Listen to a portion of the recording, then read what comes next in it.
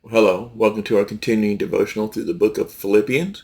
We're currently in Philippians chapter 2. We're going to be picking it up at verses 14 through 16, where it says this: Do all things without grumbling or disputing, that you may be blameless and innocent, children of God without blemish in the midst of a crooked and twisted generation, among whom you shine as lights in the world, holding fast to the word of life, so that in the day of Christ I may be proud that I did not run in vain or labor in vain. So Paul, as much as he admires the Christians of this church, he praises them. He prays for them. He's thankful for them. He's joyful over them. We've seen all of that in other parts of the book of Philippians.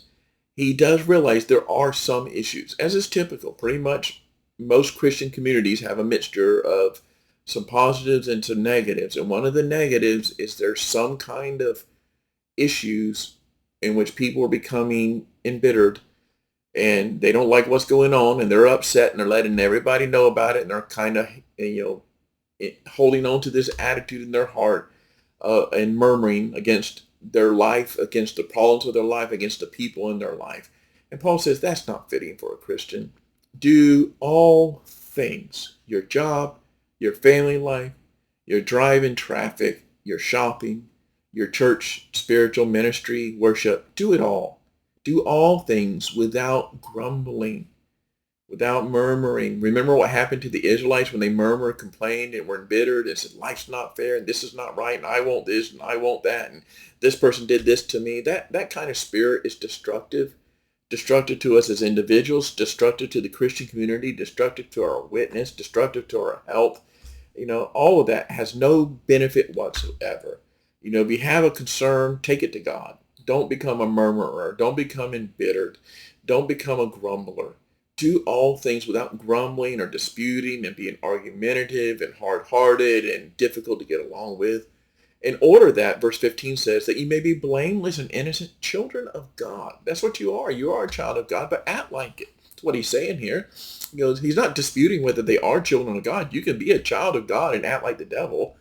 At least on rare occasions, you're going to sometimes slip up. But he's saying, don't be that way. Be blameless, be innocent. That's the way God is. Be righteous, be holy, be pure, be loving. Be without blemish, it says in verse 15, children of God without blemish in the midst of a crooked and twisted generation, among whom you shine as lights in the world. So he's reminding them, people in the world are in darkness. They need light. Murmuring, complaining, pride, selfish ambition, all the things that were part of the conflict of this church, that's not light. That doesn't bring light. It doesn't bring life. It doesn't help. He said, listen, you live in the midst, and you and I can definitely say this. We live in the midst of a crooked and twisted generation. The last thing they need to see among Christians is a bunch of infighting and friction and disputes over frivolous or unimportant matters. What they need to see among us is a love and a unity, a holiness, a righteousness, a purity, a striving and oneness of spirit, and a willingness to endure all things without grumbling or disputing, so that we shine as lights in the world. Our job in the midst of this dark world is to hold fast, not giving up, not giving in to the word of life, to hold it out as a light shining to people in darkness. So Paul says, if you will act like this, that when judgment day comes, I'm not going to be ashamed of how you've lived your life. I'm not going to feel that I poured my life into you and gave you so much with so little in return.